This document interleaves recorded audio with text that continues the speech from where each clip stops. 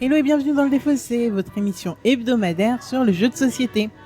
Alors, si vous avez l'habitude, vous le savez déjà, mais pour ceux qui nous rejoignent, qu'est-ce que le Défaussé ? C'est une émission en 3 parties. Une première partie, on vous explique un petit peu de contexte par rapport à un jeu qu'on a choisi, pourquoi on l'a choisi, ce qu'on aime dedans, un petit peu de gameplay, rien de bien méchant. Deuxième partie, on se lance dans une partie et puis on va jouer, s'amuser et vous aurez le droit aux extraits les plus croustillants. Et troisième partie, on fait un débrief, on règle nos comptes et souvent ça saigne. Alors c'est qui on, comme je suis bien entourée, c'est un peu toujours Monsieur Zéphiriel. Salut, ça va ? Ça va ? Ouais, ça va très bien, bien. On se retrouve en bonne compagnie encore une fois. Exactement. Depuis un petit moment déjà. Mais... Bah oui, parce qu'on n'est pas seul aujourd'hui. Hey. On est de retour dans un endroit que vous commencez à bien connaître, là, je crois, le Loufoque, et on est accompagné d'Edouard. Bonjour. Et oui, ça va. Et je confirme, ça va saigner parce qu'on est dans un jeu agressif, oppressant, sur fond de finance, enfin un truc horrible, quoi. Alors attends, c'est un jeu agressif les uns contre les autres, on est d'accord, ou c'est le jeu qui est agressif sur nous ? Non, on est les uns contre les autres. D'accord. Est-ce qu'on peut faire un pacte dès maintenant ? Un pacte dès maintenant ? On peut faire un pacte dès maintenant, une alliance ? Une décharge de responsabilité. Non, une alliance Edouard et moi contre Monsieur Zéphiriel. Ok, ça me va. Ouais, allez-y. Ok, allez. C'est dit avant l'émission, si je perds, c'est legit, ça va. N'importe quoi. Bon, on verra. Alors, qu'est-ce que tu proposes de quoi tu vas nous parler aujourd'hui ? Alors, je vais vous parler d'un jeu qui s'appelle Ponzi Scheme. C'est un jeu de Jesse Lee. Et illustré par Chen Zifan. Donc je sais pas si c'est des gens qui sont connus dans le monde du jeu, mais oui, ça vient de Taïwan. Ce jeu parcourt pas mal de kilomètres pour venir en France. C'est un excellent jeu sur le thème de la finance et plus particulièrement de la pyramide de Ponzi. La pyramide de Ponzi, c'est le fameux système dans lequel c'est le système préféré, enfin le hobby préféré de Madoff qui emprunte de l'argent à des gens. Puis, pour les rembourser, va emprunter une somme supérieure à d'autres gens, etc., etc. Donc, ça crée une pyramide qui finit forcément par exploser. C'est une forme de cavalerie. Ça peut pas fonctionner. Ouais. Enfin, dit comme ça, en tout cas, j'ai pas l'impression que ça peut fonctionner comme. Ça peut pas fonctionner, ça explose forcément à un moment. À long terme, c'est pas possible. Et voilà, c'est ça. Et c'est ce qui va nous arriver. Parce que c'est tout à fait ce qui va nous arriver. Très bien. Alors, donc c'est un jeu assez austère, mais qui est dans le thème qu'on aborde, de toute façon, dans la finance. Alors, le fonctionnement du jeu, comment ça va marcher ? La partie va s'arrêter quand il y en a un de nous ou plusieurs qui va faire faillite. D'accord. Ça met. On vise la faillite, mesdames et messieurs. Bienvenue, voilà l'ambiance. Putain. Ok. Donc dès qu'il y en a un ou plusieurs qui font faillite, et ben les autres qui n'ont pas fait faillite vont compter leurs points. Ah, donc il y a un perdant obligatoire. Un ou deux perdants, parce qu'on peut faire faillite à plusieurs en même temps. On peut aussi tous faire faillite en même temps. C'est déjà arrivé, je l'ai déjà vécu. Ah oui, c'est une course, c'est crève, marche ou crève, quoi. C'est exactement, c'est marche ou crève. C'est une course à la non-faillite en premier. Prends des risques si tu veux, mais si t'en prends trop et que tu crèves, bah tant pis pour toi, on ne comptera pas tes points et t'iras en tôle. Ok. C'est marrant parce que d'habitude dans les jeux, t'attends qu'il y ait un gagnant, quelqu'un ait passé un nombre de points pour qu'on puisse compter les points. Et là en fait, t'attends qu'il y ait un perdant. C'est juste énorme. Ah oui, on est dans le malsain jusqu'au bout. Vous allez voir, vous allez bien le sentir au fur et à mesure. Ok, dis-moi tout. Alors, le déroulement du jeu. Donc comment est-ce qu'on va compter les points déjà à la fin ? Je vais vous l'expliquer tout de suite. Comme vous voyez là, j'ai 4 piles de petits chevrons qui sont, on peut dire, c'est des actions d'entreprise. On va pouvoir les accumuler. Alors, comment ça fonctionne ? Il y a 4 types d'entreprises différents. D'accord, donc j'ai les tuiles, grosso modo. Un niveau d'une entreprise, ce niveau 1 me rapporte 1 point. Le niveau 2 rapporte 2 points. Donc, ce qui fait que si j'ai 2 niveaux, ça fait 3 points. Le niveau 2 plus le niveau 1. Le niveau 3 rapporte 3 points, donc 3 plus 2 plus 1, ça fait 6, etc., etc. D'accord. Et en plus de ça, si j'ai réussi à accumuler un beau petit pécule de côté, je vais pouvoir avoir des points qui sont indiqués là-bas, mais qui sont plutôt dérisoires par rapport aux entreprises. C'est-à-dire que si j'ai plus de entre 30 et 56 $ à la fin du jeu, je gagnerai 1 point. Entre 56 et 78, 2 points. 78, 96, 3 points. Et plus de 96, 4 points. D'accord, c'est le symbole extérieur de richesse, quoi. C'est ouais, voilà, c'est exactement. Ouais. D'ailleurs, sur les petits symboles de points, on a le yacht, la voiture de luxe. Enfin bref. Ok. Donc voilà. Alors, le déroulement du jeu, on a chacun un petit paravent. Et le paravent va nous servir à cacher notre argent, parce qu'il va falloir clairement ne pas trop transpirer devant les autres pour faire croire qu'on est loin de la faillite. que tout va bien. Les gars, tout va bien, tout est sous contrôle. Tout va bien au milieu du chaos. Et on a une petite roue du temps qui va avancer à certains moments dans la partie. Ah, c'est une chacun? On a une chacun. Donc la roue du temps, alors on va la placer comment? Alors il faut qu'elle soit visible des autres joueurs. D'accord. Et en fait, on a une petite carte sablier qu'on va mettre devant la flèche rouge. C'est pour qu'on puisse suivre vraiment la cadence tous ensemble et ne pas se tromper dans le nombre de tours qu'on va faire. Ok. Alors, le déroulement du jeu, en fait, il est expliqué sur notre petit paravent. En commençant par le joueur 1, on va tous faire les actions qui sont indiquées. Sachant que le joueur 1 est représenté par un stylo plume. Et C'est représenté vraiment par un stylo plume. C'est assez stylé, c'est quand même assez stylé. Hein. Oui, c'est pas mal. Ouais. Ouais, c'est pas mal. Ça fait très stylé et très loser à la fois. Je sais pas pourquoi. Mais stylo en plume en carton. Ouais. C'est très cool, mais en même temps, c'est loser, c'est un carton quoi. Ah, complètement, ouais. Alors, le déroulement. La phase de financement. Phase de financement, donc à commencer par le premier joueur. Le premier joueur va, s'il le souhaite, prendre de l'argent sur notre petit tableau. L'argent, il est réparti par 3 niveaux. Ces niveaux, donc l'argent est toujours réparti. Au niveau 3, on va mettre les cartes qui rapportent le plus. Au niveau 2, un petit peu en dessous. Et au niveau 1, celle qui rapporte le moins. D'accord. À la phase de financement, je vais déjà prendre un chevron d'une entreprise, une action d'une entreprise. C'est gratos, ok. Je le prends comme ça, gratos. Et selon le numéro d'action que je prends, je vais avoir le droit de prendre une carte. Explication. D'accord. Ça, c'est ma première action de l'entreprise rouge. J'ai le droit, il y a un petit symbole là, de prendre une carte Ah oui, sur donc le tu prends une carte niveau. niveau 1 parce que tu prends une action niveau 1. Exactement. Si tu prends une action de la deuxième action de la même entreprise, tu vas prendre niveau 2 et ainsi de suite. Exactement. D'accord. Exactement. Et du coup, je serai limité à 3 niveaux. Si après, je veux aller au-delà de 3 niveaux dans la même entreprise, il faudra que je l'achète à des autres joueurs. Ah, Et là, d'accord. c'est ça qui va devenir très intéressant. Comme vous voyez, qu'est-ce qu'il y a sur ces petites cartes? On a 4 numéros. Un très gros numéro qui va indiquer tout de suite la somme d'argent que je prends, à savoir là par exemple $9 pour la première carte. Un numéro de temps qui va m'indiquer à quel moment, dans combien de temps je vais devoir rembourser ma dette pour cet emprunt que je fais. Oh. Donc au moment où je la prends, cette carte, je prends $9 et je la place sur le numéro 5, en face du numéro 5 de ma petite roue du temps. Ok? Ok. Et D'accord. le petit chiffre qui est en dessous, c'est le 8, c'est pour indiquer que quand je devrais rembourser $8. Donc, au moment où ma flèche rouge arrivera devant cette carte, je devrais rembourser $8. Alors pour l'instant, ça vous dites, bon, ça va, c'est pas compliqué, on gagne de l'argent et on rembourse moins. C'est plutôt cool. Mais c'est parce que ça, c'est les premières cartes du jeu. Après, je vais prendre une carte au hasard, prochaine carte qu'on piochera. On prend $61, on doit rembourser hasard. 140. Bienvenue à Wall Street, messieurs. Bienvenue dans le monde de la Jamais. Oh, finance. d'accord, ok. D'accord. Je vois complètement le principe du jeu. Voilà. Alors, Ok, ça a l'air dit comme ça, en tout cas dans les grandes lignes. C'est vrai que Simple on va- et amusant. simple et amusant, mais on va souffrir, je pense. alors attendez, parce que la deuxième, donc là on a vu l'étape de financement qui est la première. Et ensuite, on a l'étape de l'échange clandestin qui est la plus marrante. À l'échange clandestin, si je le souhaite, en commençant par le premier joueur, j'ai le droit de prendre la petite chaussette qui va permettre de cacher des sommes d'argent.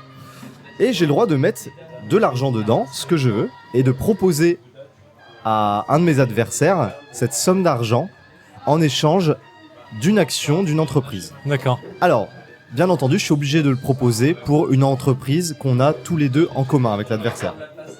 Exemple, je suis obligé, si je te propose un achat, Zef, pour l'entreprise rouge, il faut que j'ai une action d'entreprise rouge et toi aussi. Imaginons, je mets $10 dans cette petite chaussette, je te le tends, tu vois qu'il y a $10. T'as 2 solutions. Soit tu les acceptes et dans ce cas, tu gardes les $10 et tu me donnes une action de l'entreprise que j'ai voulu t'acheter. Soit tu les refuses, dans ce cas-là, t'es obligé de remettre toi aussi $10. Donc tu me rends mes $10, plus tu me donnes $10, et dans ce cas-là, c'est toi qui m'achètes une D'accord. action Ouais, d'entreprise. Donc à partir du moment où quelqu'un propose un échange à un autre joueur, il y aura une transaction, peu importe le sens. D'accord, c'est obligatoire. Donc voilà, vous verrez qu'au fur et à mesure du jeu, il va y avoir on va pouvoir vraiment bien s'amuser avec ce système-là, parce que tu vas des fois savoir qu'un joueur est en galère et qu'il a besoin d'argent parce qu'il va avoir des grosses échéances qui arrivent. Ouais, Dans donc ce il va cas-là, tu vas accepter pouvoir lui n'importe acheter des quoi pour entreprises acheter. pour très peu cher. Et ça va être assez marrant. Et voilà, quand on a fait ces 2 actions, on a quasiment fini le tour. Donc, bien sûr, en commençant par le premier joueur, on a tous fait l'action de financement et l'action de l'échange clandestin si on le souhaitait. On passe le jeton premier joueur, puis on va tourner la roue. Donc là, je passe directement à la dernière étape, on tourne la roue. On la tourne d'un cran vers la droite. Et si notre flèche rouge est passée devant une dette, On est on obligé va de la payer. rembourser ses dettes Et les cartes, alors les cartes ne sont pas éliminées du jeu, elles viennent se remettre sur le numéro indiqué. Donc en fait, les dettes, elles vont être infinies, s'accumuler à l'infini. Voilà. On est prévenu. Il y a une autre petite règle que pour l'instant, je passe dessus rapidement. Il peut y avoir un effondrement du marché. Vous verrez dans le jeu, il y a des cartes avec qui sont rouges. Si au moment de la fin du tour, il y a autant de cartes rouges ou plus que de joueurs, donc à savoir 3 pour nous, dans ce cas-là, il y a un effondrement du marché. Qu'est-ce qui se passe dans l'effondrement du marché ? On enlève les cartes rouges, on les mélange, on remet de nouvelles cartes. On va tous devoir défausser une action de notre entreprise qu'on a le plus. Et au lieu de tourner la roue une fois, on va la tourner de 2 crans. Donc on va avancer de 2 bonds dans le temps, donc ce qui veut dire qu'on va payer 2 fois beaucoup plus d'accord. rembourser beaucoup plus de dettes. Par contre, ces cartes-là, elles disparaissent, ces cartes rouges. Les cartes rouges, elles disparaissent, mais d'ici Une fois en fait. qu'il y en a 3. Ouais, ça, elles disparaissent. Comme ça, au tour prochain, il n'y aura pas d'effondrement du marché.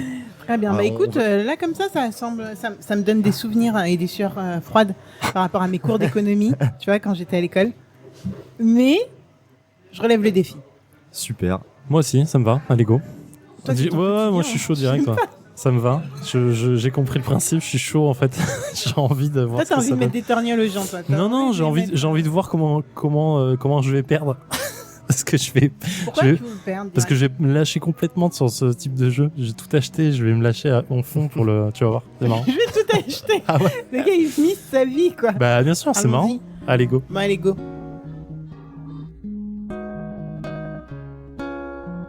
Le play, c'est la balance. Tu le prends, tu le mets. Faut que ce soit toujours visible des autres joueurs. Et comme c'est ton premier chevron de cette société, tu vas prendre de l'argent, une carte sur le niveau 1. Le conseil d'administration m'a choisi en tant que PDG pour acheter les actions Internet Bleu, donc je vais prendre ça. Non, mais en fait, il a dit sur la même ligne, on s'en fout. Ouais, je sais, mais ça me stresse. C'est comme les billets de tout à l'heure, j'ai j'étais vu. pas dans le Ouais, je sais. Ouais, t'as cru que t'étais parfait aperçu ou pas? Non, mais ouais, je sais. Ensuite, je vais rembourser ça. Ça marche. Oh, bah, je suis bien là. Oh, je suis tellement bien, messieurs, dames. Écoutez-moi ce bluffeur. Il est au bord de la faillite. Mais non, je suis très bien. Les gouttes de sueur perlent sur son front, mais il nous le dit qu'il est très bien. Je suis déjà un peu en stress là, j'avoue, là, je suis pas bien. Mon APA, elle est très On a agressive une là. explication logique À pour cette OPA? Ouais, un Lannister paye toujours bien ses dettes, donc je paye 10. Là, tu prends 62, tu rembourses 143. Là, tu prends 71, tu rembourses 126. Tu m'excuses? Je sais. Échange clandestin. Eh ben pour moi, je ferai pas d'échange clandestin. Ouais, je suis bien comme je suis. C'est un peu radin. Bah écoute, vas-y, hein, redonne-moi, je m'en fous. Hein. Ce serait cool qu'un de vous deux fasse banqueroute rapidement quand même. Ça me rendrait heureux. Oh la merde chez toi. Et nous voilà de retour dans le défaussé après une partie de un peu plus d'une heure, il me semble. Zéphiriel qui calcule. Oui, pardon, 1h14. 1h14, voilà, pour être précis. Alors, qu'est-ce qu'on a pensé du jeu présenté par Edouard, Zéphiriel? Ben moi j'ai beaucoup aimé, je trouvais ça très très intéressant, très marrant. Y a marrant ou pas? Marrant, c'est le mot ou pas? Ouais, marrant, parce qu'il y a une grosse partie bluff, t'essayes de taunter les gens sur le côté, est-ce que tu vas pouvoir payer ou pas ta prochaine échéance. Après, ça fait un peu penser à un Monopoly amélioré en fait finalement, parce que tu fais que acheter, et à un moment quand tu peux plus, bah tu vas revendre. Mais c'est vachement mieux présenté, c'est plus rapide. Monopoly, c'est infini. C'est plus rapide, c'est plus agréable et je trouve ça cool. Après, c'est très austère, c'est vraiment très austère. C'est vrai. Hein, on regarde que des billets et des cartes, hein, genre c'est vraiment pas. Après, est-ce qu'on a besoin de plus? Non, mais non, parce clairement que pas. Dans non. le stress que t'es dans l'univers en fait. Oui, clairement. Ouais. Mais ce que je disais, c'est un bon jeu. Je ressortirais pas tout le temps si je l'avais, mais c'est agréable de le connaître, quoi. C'est agréable de se prendre la tête. Ouais, c'est amusant. Bah écoute, j'ai à peu près le même avis avant de retourner sur Edouard qui a plus d'expérience sur le jeu que nous. J'ai à peu près le même avis. C'est vrai que moi j'ai sorti la calculatrice au bout d'un moment, ce qui vous donne un petit peu l'ambiance du jeu. C'est faut faire pas mal de calculs pour essayer de comprendre où on en est et où on peut aller dans le risque pour pas trop se mettre rapidement en banqueroute ou alors calculer par rapport aux autres si la banqueroute arrive avant pour les autres. C'est un truc que j'ai pas réussi à faire. On l'a pas dit. Edouard a gagné. Ouais, oui. Bravo Edouard. Merci. Mais Moi, je suis arrivé second. Moi, je suis arrivé second et Alex a Moi, perdu. j'ai eu la banqueroute. Voilà, exactement. Mais bon, c'était voilà. Je pense qu'il y a des stratégies à mettre en place sur ce jeu. Et une des stratégies ou un des points à surveiller, c'est Moi, je voulais rembourser le moins possible par rapport à ce que j'empruntais. Ce qui n'est pas une stratégie, je pense, ici. Il faudrait plus se concentrer, je pense, sur le temps que tu as pour rembourser, pour échelonner les paiements, les gros paiements en tout cas. Il faut que tu les mettes pas tous au même endroit. Il ne faut pas qu'ils se retrouvent tous sur la même échéance. En fait, oui, par logique, quand tu as une échéance qui arrive dans 3 tours et tu dois dépenser 200 balles et que tu les as pas, ça te demande 3 tours pour accumuler 200 balles. Accumuler les grosses échéances, je veux dire. Oui, ouais. Et c'est pour ça. Les gros paiements à la même échéance. Oui, voilà, si tu es au tour 1 et que dans 2 tours, tu dois sortir 200 balles et tu dois trouver, pendant les 2 tours suivants, tu dois trouver 200 balles pour les sortir. Je pense pas, je pensais moins à ça que des grosses sommes qui se retrouvent sur le 5, par exemple. Tu vois, oui, mais c'est pas pareil. dans le tour immédiat que tu vas jouer parce que de toute façon ça sera pas dans le bon ordre par rapport à ça. Non mais c'est ce que je veux dire, c'est en fait tu dois penser sur les 2 prochains tours ou ta somme ou tes 5 prochains tours à dire ok, au 5e tour il faut que j'ai tant d'argent pour rembourser. Ouais, moi c'est ça que je veux dire. C'est pas ça mon problème en fait. Ah pardon, alors je précise. Parce que moi j'ai perdu quand on arrivait sur le 5, mais le problème c'est que c'était pas parce que j'avais fait des grosses échéances dans les 5 tours d'avant. C'était parce que tout s'accumulait sur le 5. Dans la dynamique du jeu m'a beaucoup plu. C'est vrai que je me suis fait aussi la référence que ça ressemblait un petit peu le comparo avec les Monopoly, mais rien que parce qu'il y avait un banquier en fait, rien que parce que tu faisais la banque très très bien, donc ça me rappelait un petit peu ça. Mais petit état de stress et petit état de bluff qui était bien sympa, je trouvais que c'était marrant. On était tous en train de faire genre on était en panique ou genre on était très bien. Je pense que quand on disait qu'on était en panique, on était un petit peu, mais Zef bluffait pas mal. Edouard qui était soi-disant pas bien dès le départ, excuse-moi, mais je t'en ai plutôt bien sorti. Écoute, oui, c'est pourtant j'y vais, je compte à peu près les dettes que je dois rembourser, mais j'ai eu aussi un peu de bol parce que vous c'était votre première partie et moi c'est pas ma première partie, donc je connais mieux le jeu forcément, donc c'est un avantage. Si on en refaisait une, je pense que ce serait peut-être pas la même chose. Il faudrait voir, ça dépend ce qui sort aussi. Une petite partie de hasard par rapport à ce qui sort sur les dettes à acheter, ce que tu peux acheter ou pas. Et le jeu, du coup, d'habitude, il dure plus longtemps, moins longtemps Plus on est, plus c'est long, mais non, globalement, là, c'est 1 heure, c'est à peu près la moyenne pour 3 joueurs. C'est à peu près ça, en fait. Un tour est assez vite, assez rapide. Après, comme dans n'importe quel jeu, ça dépend de si... Il y a des gens qui prennent toujours un peu plus de temps, il y a des gens qui vont y aller un peu plus à l'arrache spontanée, de façon spontanée pour jouer. Donc ça dépend un peu de chacun a sa façon de jouer, quoi. Voilà, moi ce que j'aime vraiment dans ce jeu, les 2 choses, c'est notamment ce que tu as dit, c'est le côté bluff. Je trouve ça très marrant de faire croire aux autres qu'on est hyper bien et tout. Et le côté, les interactions entre nous sont assez marrantes parce qu'elles sont cachées du regard des autres joueurs. Donc à plus de joueurs, c'est encore plus drôle. Et elles sont assez violentes, les interactions, dans le sens où on se force les achats ou alors on force un peu les ventes les uns avec les autres. Et je trouve ça très marrant, d'autant plus quand c'est caché. Alors à chaque fois, il y a des petits regards et des petits sourires entre les 2 joueurs concernés par les interactions. Les autres comprennent pas ce qui se passe, ce qui fait qu'au bout de quelques tours, il y a un vrai brouillard dans ce que possède chacun. Tout ce qu'on voit, c'est les dettes qu'on va avoir à payer. C'est ce que je trouve rigolo et ça... J'aime bien je trouve qu'on peut facilement se marrer dans ce jeu, bien qu'il soit très austère. Ouais, clairement. En fait, c'est vrai que la dynamique de transaction, donc s'acheter les actions en version portefeuille caché, en fait, l'échange clandestin. L'échange clandestin, en fait, voilà, il est juste là pour brouiller les pistes, en fait, en permanence. Parce que finalement, quand tu regardes les cartes des gens, tu sais exactement où ils en sont en termes d'argent. Sauf que, parce que tu vois l'argent qu'ils ont récolté et les dettes qu'ils payent.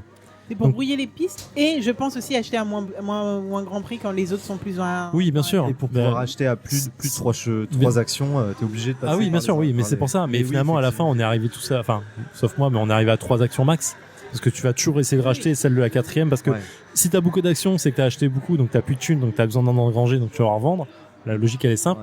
Et du coup, c'est pour ça, enfin, là où je veux en venir finalement, c'est de dire, cette mécanique de argent caché à donner ou à prendre, elle est vraiment là pour dire ok, pour brouiller, pour plus savoir qui va être dans la banqueroute facilement. Parce que sinon tu vas trop pérer aux actions facilement en disant ok, il a beaucoup d'actions donc il a pas beaucoup d'argent, ça va te perdre. Mais finalement, sinon tu regardes vite de savoir qui, ok, lui il a pris 60, il doit rembourser 120 dans 3 tours. si je fais le calcul des tours d'avant, il les a plus. Donc il est obligé de vendre quelque chose. Ouais. Donc c'est assez simple. Mais je reviens sur le coup de bluff. Moi, j'ai jamais le fait en fait. J'avais toujours l'argent que je donnais. C'est-à-dire qu'en fait, je n'étais jamais je mettais toujours de côté l'argent que je devais payer dans les 2 tours. C'est ce que tu nous expliquais ça du coup. Ouais. Et je le fais pas là-dessus en fait. À chaque fois, je me disais, ok, dans le tour suivant, je dois 30, au tour d'après, je dois 40. Ok, je mets 70 de côté direct. Et je me mettais un deuxième temps en disant, ça, c'est ce que je peux faire en transaction maintenant. En disant, je peux acheter des actions avec ça, ou je peux en revendre, ou contrecarrer une action qu'on peut me faire. Mais du coup, je m'assurais d'avoir au moins 2 tours d'avance parce qu'effectivement, c'était l'effondrement du marché qui te met dans la merde tout de suite. C'est dangereux quoi. Et le but, c'est pas de faire banqueroute justement. Donc, vaut mieux, à mon sens, vaut mieux avoir peu de points, mais être sûr d'en avoir, que avoir beaucoup de points, mais perdre en banqueroute. Tu vois ce que je veux dire ou pas? Ouais, non, complètement. Et mais finalement, j'ai pas réussi. Hein. C'est pas ce qui m'a fait. Non, mais ça m'a pas fait gagner. Parce qu'au début, c'est vrai que c'était plus Edouard et moi qui étions dans la merde. Dès les, je sais pas, 4-5 premiers tours. Ouais, parce que sur les 4 premiers tours, moi, j'avais une action, 2 actions max. Vous me les rachetiez à chaque fois. Et voilà, quoi. Même à un moment, il me semble que t'as dit, je comprends même pas comment vous êtes encore là ou un truc. Oui, voilà. Ouais. Pour moi, en fait, vous aviez plus parce que je regardais ce que vous aviez en carte et je me disais, mais ils ont pas assez pour payer en fait.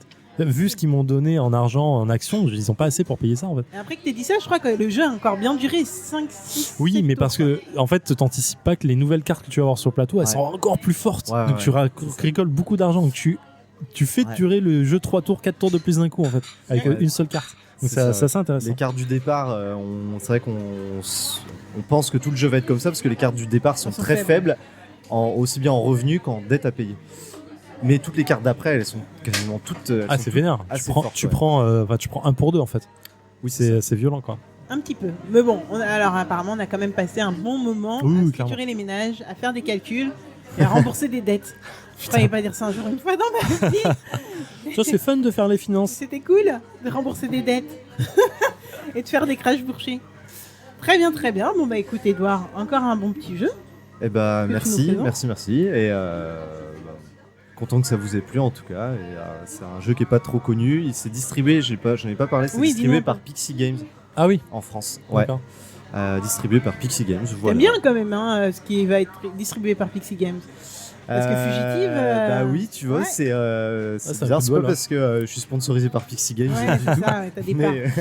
Et on joue à combien, Maxi, sur ce jeu? Tu l'as peut-être dit, j'ai oublié. À combien on peut jouer? Ouais, max. À 5. C'est de 3 à 5 joueurs. D'accord. Pas jouer à 3 minimum quand même. Ouais, c'est. Ouais, 2, tu peux pas. Ouais. Tu s'escalotes tout le temps. Ça. Ouais, rien que pour l'échange clandestin, tu peux pas. Absolument. Mais écoute, merci encore. Et ben merci à vous et à une prochaine fois, j'espère. Ouais, nous aussi, que tu reviens quand tu veux. Enfin, en fait, c'est nous qui venons chez vous et voilà, mais merci encore de nous accueillir. Bon, Zef. On se revoit la semaine prochaine. À la semaine prochaine. Allez. Salut. Ciao.